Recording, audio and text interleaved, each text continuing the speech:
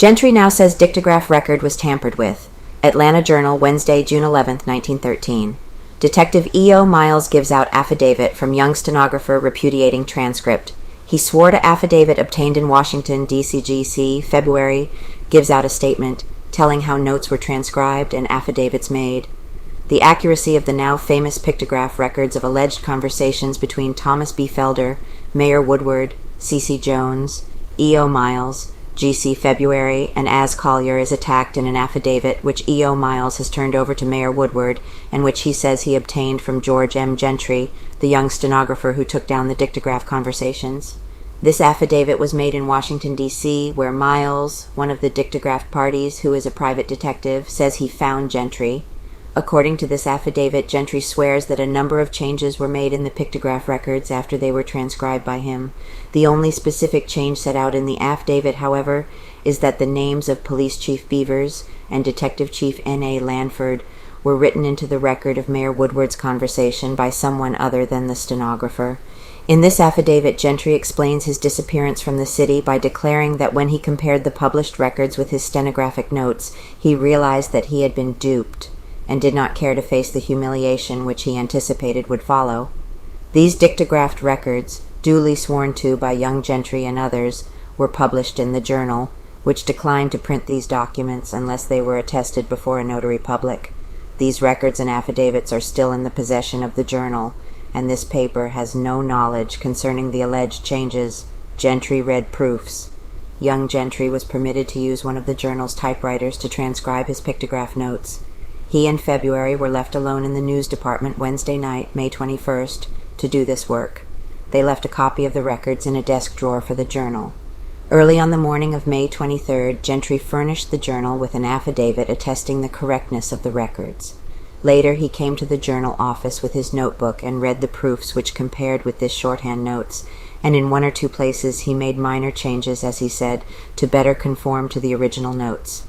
He was advised to preserve his notes so that in the event any question was raised as to their accuracy, he would have the stenographic record from which to make answer. The Journal does not undertake to say whether there are or are not discrepancies in the transcribed records compared to the shorthand notes. It has simply relied upon the sworn records and statements furnished by Gentry and others, which records and statements, as stated above, are still in the possession of the Journal, and in exactly the same condition as they were when turned over to this paper by Gentry, Febuary, and others. Febuary makes statement. G.C. Febuary, Secretary to Detective Chief N.A. Lanford, who was a party to some of the dictographed conversations and who was with Gentry, the stenographer, when some of the pictograph notes were transcribed, has furnished the Journal with the following statement. The dictograph conversations between A. Colyar, T.B. Felder, and myself were transcribed on a typewriter in the news department of the Atlanta Journal by George M. Gentry, the stenographer who took the conversations down in a shorthand as he heard them through a dictograph. John Pascal and Harley Branch of the Atlanta Journal were present for about an hour and a half, and as Colyar was present for about half an hour. Gentry began transcribing the dictographed record about 10 p.m. Wednesday, May 21st.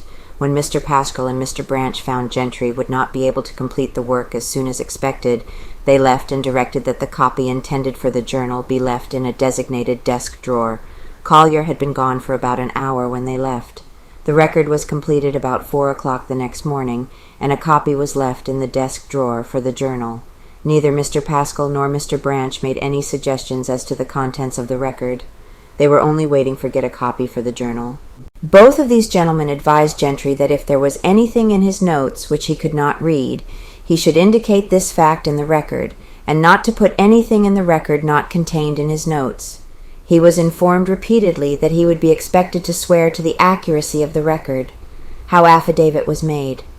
After leaving the Journal office, Gentry and I spent the balance of the night together. We ate breakfast together, after which Gentry went to his work at the General Fire Extinguisher Company, and later in the morning I went to the Journal office and got the copy of the record that had been left there. I took this copy down to Gentry, and he went before Charles H. Trenau, a notary public, and made an affidavit attesting the accuracy of the contents of the record, no one being present but Gentry, Mr. Transo, and myself. A short time later I took the record and, accompanied by A.S. Colyar, went before W. Brown, a notary public. Both Colyar and myself made affidavit as to the correctness of the record. The record covering the conversations between Mayor James G. Woodward, E.O. Miles, as Colyar, and myself was transcribed by Gentry at his office and on his own typewriter. I was present but a part of the time while he was doing this work. This record, like that between T.B. Felder, as Colyar, and myself, was sworn to by Gentry before Charles S. Transo, and Colyar and I attested it before W. Brown. To the best of my recollection and knowledge, Gentry transcribed the record covering the conversation between C.C. Jones, E.O. Miles, and A.S. Colyar on the day he transcribed the record of the conversation between Mayor Woodward, E.O. Miles, as Colyar, and myself. The records are published in the Atlanta Journal, so the best of my knowledge and beliefs were identical trans of the records Gentry himself transcribed, swore to, and turned over to me. Gentry's latest affidavit. Following is a copy of the Gentry affidavit furnished Mayor Woodward by E.O. Miles. District of Columbia, City of Washington, personally appeared before me. The undersigned, a notary public of the District of Columbia, George M. Gentry, who on oath states that on Wednesday, May 21st, 1913, at or about 10 o'clock in the morning, Mr. Gay C. Febuary called me over the telephone and desired to know if I would do some stenographic work for him. I told him I would, but that I couldn't get off until noon. He said that they were in a hurry for it, and he would like for me to come at once, so I arranged to get off and went down to his office, and the chief told me he wanted me to take down some testimony, and he asked me if I could write very fast. Mr. Febuary read Chief Lanford that I was a good stenographer and could do the work all right. The chief then told me that the work he wanted done required somebody that could be trusted all right, and I assured him that I always treated all stenographic work I did as confidential. Chief Lanford told me then that what he wanted me to do was to take down a conversation that would take place in a hotel, and he asked me if I thought I could take it over a dictaphone. Mr. Searles coming in at that time with a satchel, which he opened and which contained wires and other paraphernalia in connection with a dictograph outfit. After a few minutes, during which time Mr. Febuary was absent, we went over to the Williams House, No. 2 on North Forsyth Street, Atlanta, Fulton County, Georgia, Mr. Febuary and I was instructed to go into room No. 21 of this hotel. Mr. Searles and Mr. Colyar were there, and they probably had to make arrangements for adjoining rooms, as Mr. Searles commented to me that they hadn't decided just what to do with the dictographs. After a time, Colyar came in and instructed Searles to follow him, and gave me instructions to await his wishes.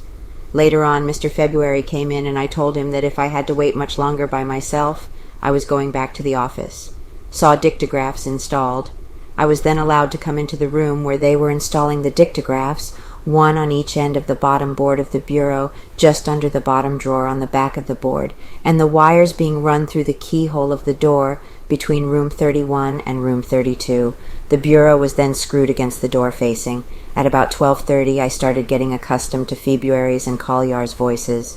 At first I could not hear at all, but gradually I was able to hear more distinctly, and after an hour or two of diligent practices I was able to use the dictograph and to distinguish voices very clearly. Right at the beginning I found that I would not be able to hear anything with the windows up. When they were closed it became rather stuffy, and this, coupled with the strain I was under, added to the distraction. I stopped particing at 2:45 that afternoon, and went downstairs to the office of the hotel, where I awaited Mr. Felder's arrival. Saw Felder arrive. I saw him cross Forsyth Street, and after he, Febuary, and Colyar went upstairs, or were just about at the top of the stairs, I started up and saw the three enter room 31 of the Williams house, located as mentioned previously. I then immediately went into room 32 and closed the door, partly, but did not lock it. The windows were down, and so I went directly to the table and placed the receiver over my head and started writing what I heard. I took down all the conferences that took place. At somewhere around 5 that afternoon, I left the hotel and went to Mr. R.B. Bliss's house and took some dictation. From there I went home and changed my collar. I returned to the office of the General Fire Extinguisher Company, 376 Marietta Street, where I wrote the dictation he had given me, signed his letters, and then met Mr. Febuary there at the office. We went to the Candler restaurant to supper, and from there we returned to the Williams house to keep an appointment with Colyar at about 7:30. At about 8 o'clock, Mr. Miles and Mr. C.C. Jones and Colyar went up to the conference room, and Mr. Febuary and I to the information reception room.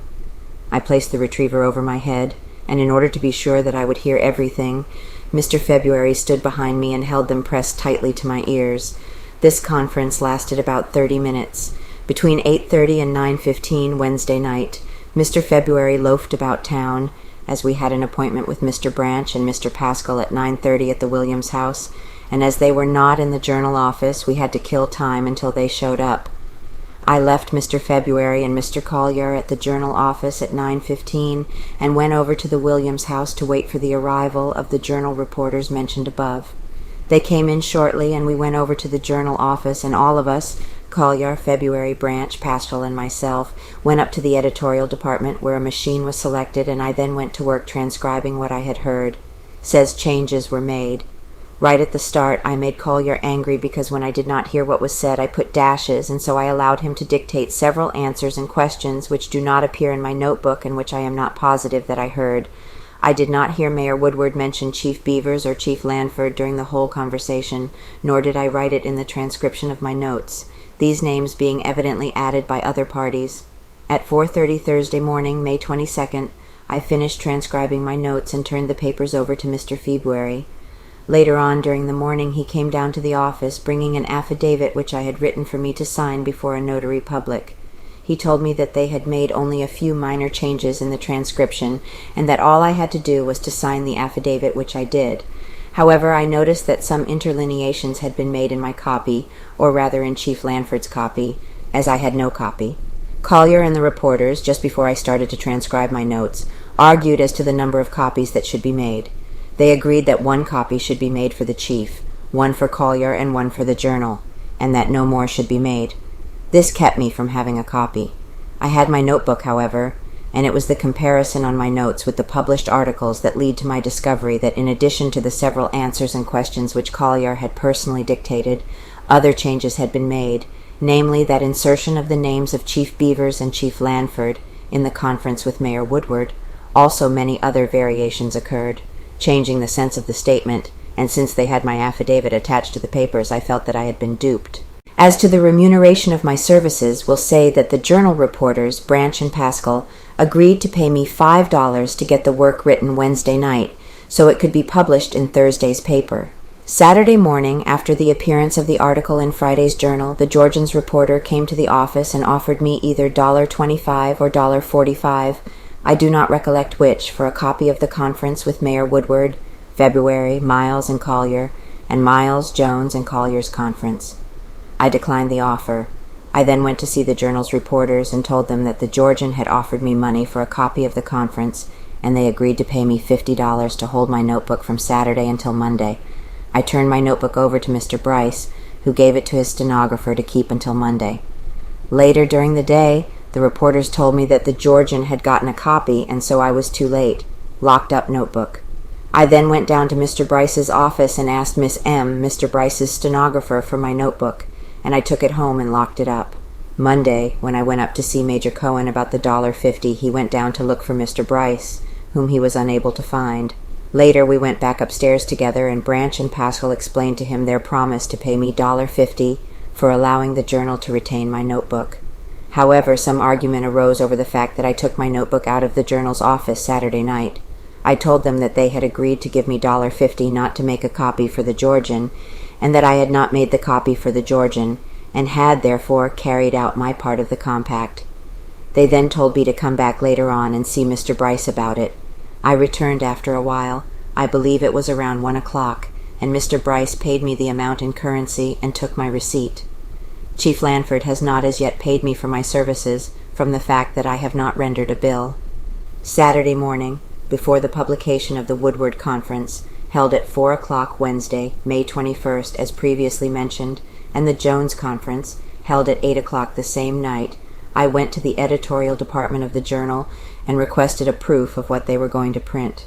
Colyar, who had one reading it, declined to allow me to have a proof, and so I left the Journal building, suspicious. Saturday afternoon I went down to the office, carrying with me my original notebook and a copy of Friday's and Saturday's Journal. I compared them all the way through, and upon seeing the many variations in what was printed and what I had in my notes, I realized that my transcriptions had been tampered with, and that I had just cause for the suspicions which were aroused by their refusal to allow me to read the proof Saturday morning. Becomes very nervous. Having signed the affidavits at Mr. Febuary's request, in which I swore to what I had heard, and seeing something entirely different published, I became very nervous and uneasy. Saturday night when I went home, a reporter called up and said he was one of the Journal reporters and wanted to see me a few minutes. I told him to come over. He came in and introduced himself to me as Mr. Starr, the Journal. My other and aunt recognized his voice as that of a reporter who had called shortly before I came home and said he was from the Georgian. They both rushed into the sitting room and told me that he was not with the Journal, but was the same fellow that came a few minutes ago and said he was from the Georgian. He denied that he had said he was from the Journal, although he had told both myself and my grandfather, who went to answer the doorbell, that he was from the Journal.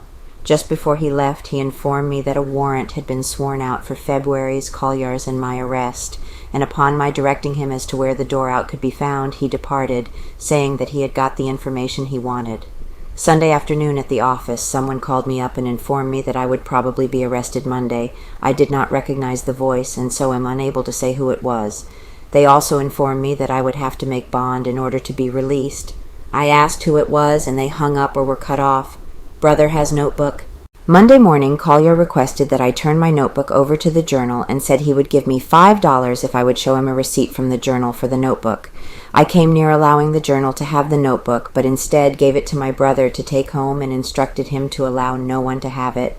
Developments later showed me the character of some of the people connected with this transaction, and it made me so ashamed of my connection with it that I was afraid I could not face the humiliation that I thought would naturally on sight, and also the fact that they had changed my transcription showed to me very clearly that I was mixed up with a bunch of crooks.